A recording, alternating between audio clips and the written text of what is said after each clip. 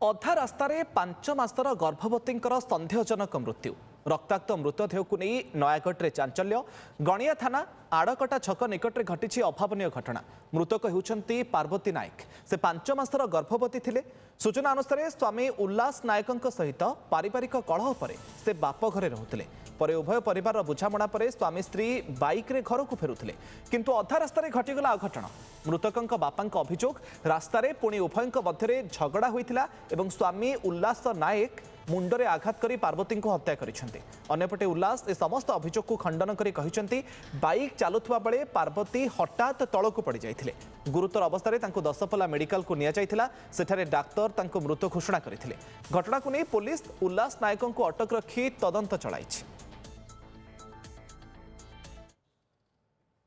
जाइलु शशुर घटी आसलु बाटे पाटितुंड डेई पड़ा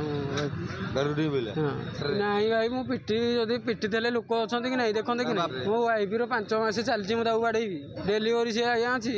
मुझे भलरे सी मत 2 चापुड़ा मार्च पता मुझे कौदिन मारी क्या भितर एमती झगड़ा होना कहले समझ भर रोचे आम तो 2 जन जाक लगे एने खाइबू फेरे आज्ञा ता मुंड पटे बाड़ी मारी कौन आईपर आज्ञा हाँ आज्ञा अधा हाट मारिदे आम्बुलांस पकड़ धरिक आस मेडिकल झील भी मझे मझे फोन करे बापा मत बाड़े आस तथापि आम गोटे थर राति गलु माड़ गोड़ होते राति गलु जमी